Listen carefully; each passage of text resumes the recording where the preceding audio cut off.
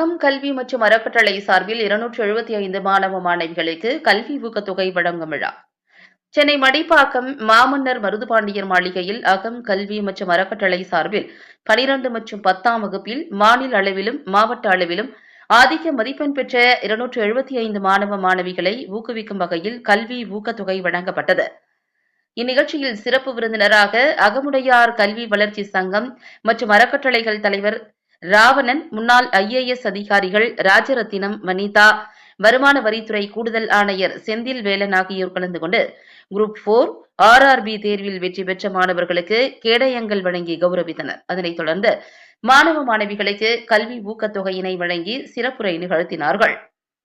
மேலும் இந்த நிகழ்ச்சியில் அகமுடையார் கல்வி மற்றும் அறக்கட்டளை செயலாளர் SG ரமேஷ்குமார், அகமுடையார் கல்வி வளர்ச்சி சங்கம் செயலாளர் லயன் சரவணன், அகம் கல்வி மற்றும் அறக்கட்டளை அன்பழகன், அகம் கல்வி அறக்கட்டளை பொருளாளர் தயாநிதி, அகமுடையார் கல்வி மற்றும் அறக்கட்டளை பொருளாளர் வில்வகுமார், அகமுடையார் கல்வி வளர்ச்சி சங்க பொருளாளர் LIC கணேசன், அகமுடையார் கல்வி மற்றும் அறக்கட்டளை அறங்காவலர் சேலம் குமார், செல்வி சுப்பிரமணியன், மோகன பிரியா, கணேசன் உட்பட செயற்குழு உறுப்பினர்கள், நிர்வாகிகள், அறங்காவலர்கள், அகமுடையார் கல்வி வளர்ச்சி சங்கம், அகமுடையார் கல்வி மற்றும் அறக்கட்டளை உறுப்பினர்கள் உள்ளிட்ட பலர் திரளாக கலந்து கொண்டனர்.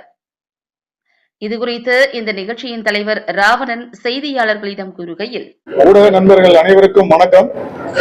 அகமுடையார் சங்கம் சென்னை சார்பாக இன்று மாமன்னர் மருதுபாண்டியர் மாளிகை மடிப்பாக்கத்தில் சுமார் 275 மாணவ மாணவிகளுக்கு கல்வி உதவி வழங்கப்பட்டு வருகிறது. இது ஒவ்வொரு ஆண்டும் சிறிய அளவில் வழங்கப்பட்டு வந்தது. இந்த ஆண்டு கூடுதலாக 275 மாணவ மாணவிகளுக்கு, எங்களது சமுதாயத்தை சார்ந்த மாணவ மாணவிகளுக்கு வழங்கப்பட்டு வருகிறது. இவர்கள் பல்வேறு மாவட்டங்களில் இருந்து இன்று வருகை புரிந்துள்ளார்கள். அவர்கள் வாழ்வில் மேலும் ஓங்கிட, வாழ்வில் சிறந்திட கல்வி ஒன்றே அவர்களுக்கு உறுதுணையாக இருக்கும் என்ற எண்ணத்தில் எங்களது மூதாதையர்கள், எங்களுக்கு மூத்தோர்கள் நிறுவிய இந்த சங்கம் 1958 நிறுவப்பட்டது. அதன் முதல் கல்வி உதவி வழங்கி வருகிறது. அதன் அடிப்படையில் இந்த ஆண்டு இந்த மண்டபத்தில் இருந்த வருமானத்தில் இருந்தும் மற்றும் எங்களது உறவினர்கள் மற்றும் சமுதாயத்தை சார்ந்தவர்கள் கொடுத்த நன்கொடையின் சேர்த்தும் சுமார் 12 லட்சம் ரூபாய் இன்று இந்த மாணவ மாணவிகளுக்கு வழங்கப்பட்டுள்ளது. அதே போல அடுத்த ஆண்டு இந்த எண்ணிக்கையை பலப்படுத்தி ஒரு 1000 மாணவ மாணவிகளுக்கு அளிக்க வேண்டும் என்று திட்டமிட்டுள்ளோம். அந்த திட்டத்திற்கு ஏதுவாக மாவட்ட வாரியாக எங்களது சங்கத்தில் உள்ள நிர்வாகிகளை பலப்படுத்தி அவர்கள் மூலியமாக இந்த கல்வித்தொகை வழங்கப்பட உள்ளது. அதற்கு ஏதுவாக பணத்தையும் அதற்கு ஏதுவான தொகையையும் இந்த மண்டபத்தில் இருந்தும் மற்றும் நன்கொடைகளில் இருந்தும் பெற்று பல மற்ற அறக்கட்டளைகளின் கூட்டோடும் இதை செய்யலாம் என்று நாங்கள் முடிவெடுத்திருக்கிறோம். அதற்கு அனைவரும் உறுதுணையாக இருக்க வேண்டும் என்று இன்று அழைப்பு விடுத்திருக்கிறோம். இன்று வந்திருக்கும் மாணவ மாணவிகள் பல பேர் இந்த சிறு உதவியாக இருந்தாலும் அது அவர்களுக்கு பேருதவியாக இருக்கும் என்று எண்ணுகிறார்கள். ஏனென்றால் இவர்களுக்கு தேர்ச்சி முறை என்பது எங்களது சங்கத்தின் சார்பாக அப்படி எடுக்கப்பட்டுள்ளது. அதில் முக்கியமாக தாய் தந்தையற்ற குழந்தைகளுக்கு முதல் பிரெஃபரன்ஸும், அதே போல அடித்தட்டு மக்களுக்கும் அரசு பள்ளிகள் பயிலும் மாணவ மாணவிகளுக்கும் முதல் பிரெஃபரன்ஸ் கொடுத்து அவங்களுக்கு தான் இந்த கல்வித் தொகை வழங்கப்பட்டுள்ளது. அதனால இதில் மேற்கொண்ட ஆண்டுகளில் இவர்கள் மேலும் மேலும் இந்த கல்வி உதவி பெற்று கல்வியில் மேம்பட, வாழ்வில் மேம்பட எனது வாழ்த்துக்கள். நன்றி, வணக்கம். ஒவ்வொரு மாவட்டத்திலிருந்தும் சுமார் ஒரு 30-50 பேர் வந்திருக்காங்க. அவர்கள் சிலர் டிரான்ஸ்போர்ட் காஸ்டே வந்துட்டு போறது 2 பேருக்கு 2000 ரூபாய் 3000 ரூபாய் ஆகும்ன்ற சிலர் வர முடியாத காரணத்தினால அவங்களோட இதெல்லாம் இன்னைக்கு நான் கணக்கில் எடுத்துக்கல. அவங்களுக்கு தனியாக அந்த இடத்துல ஒரு நிகழ்ச்சி நடத்தி அவங்களுக்கு கொடுக்கலான்னு முடிவு எடுத்திருக்கோம். அது வந்து இப்ப நல்லா மெத்த படித்த குழந்தைகளுக்கு இந்த கல்வி உதவி அவங்களுக்கு மேலே வளர்றதுக்கு உதவும். சுமாராக படித்த குழந்தைகளுக்கு, சுமாராக மதிப்பெண்கள் வாங்கின குழந்தைகளுக்கு அவங்க மேம்படுறதுக்கு எங்களுக்கு சங்கத்துக்கு சொந்தமான ஒரு 10 கிரவுண்ட் இடம் வந்து சிம்முற்றத்துல இருக்கு, மரவள்ளி நகர் பக்கத்துல.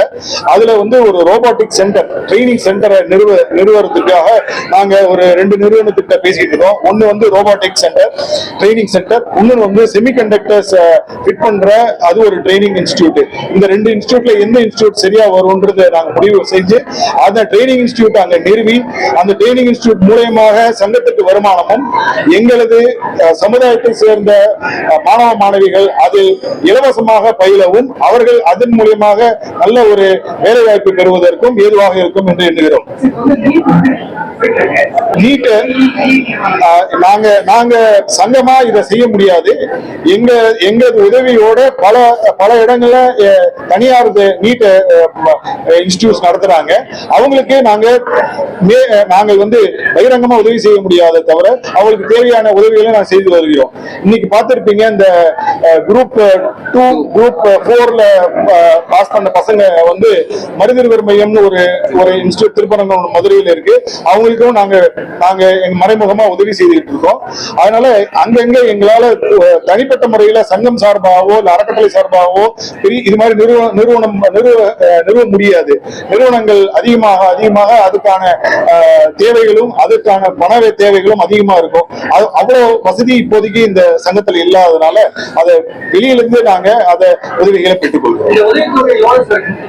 உதவித்தொகை வந்து 10,000 ரூபாயிலிருந்து 4,000 ரூபாய் வரைக்கும் அதுதான் வகைப்படுத்தி மதிப்பெண்களுக்கு ஏற்ப ரொம்ப ஏழ்மை நிலையில் இருக்கிறவங்களுக்கும் நல்ல மதிப்பெண்கள் பெற்றவங்களுக்கு அதிகமானவும், அதுல கொஞ்சம் கவர்மெண்ட் எய்டட் ஸ்கூல்ல கொஞ்சம் கம்மியா கிடைக்கிற மாதிரியும் அதுதான் இந்த பேராமீட்டர் செட் பண்ணி அந்த பேராமீட்டர்ஸ்க்கு ஏற்ற மாதிரி தான் நாங்க இன்னைக்கு கொடுத்திருக்கோம். இதுக்காகவே ஏற்படுத்தப்பட்ட சங்கம், கம்யூனிக்காகவே ஏற்படுத்தப்பட்ட அறக்கட்டளை, தவறாக நினைச்சுக்க வேண்டாம். அதுதான் எங்களோட போக்கஸ். மற்றவர்களுக்கு நாங்கள் வேற அறக்கட்டளை வச்சிருக்கிறோம். அந்த அறக்கட்டளை பத்தி உங்களுக்கு எல்லாத்துக்கும் தெரியும். அந்த அறக்கட்டளை மூலமாக வாட்ஸ் பவுண்டேஷன் மூலமாக நீங்க பெற்றுக்கொள்ளலாம். ரீதியா இப்போதைக்கு எங்களோட கட்டமைப்பு அவ்வளவு சிறப்பாக இல்லை. அந்த கட்டமைப்பை முதல்ல ஊர்ஜிதப்படுத்தி கட்டமைப்பை ஏற்படுத்தி அதற்கு ஒரு கிளையை அமைத்து அந்த கிளையின் மூலமாக ஒரு குறைந்தது இப்போது நான் சொன்ன உங்கள்கிட்ட ஒரு மாவட்டத்திலிருந்து 20-30 பேர் தான் வந்திருக்காங்கன்னு, அது ஒரு 30-50 வரைக்கும் அதை எடுத்துட்டு போறதுதான் நோக்கமா இருக்கும் அடுத்த வருஷத்துல இருந்து.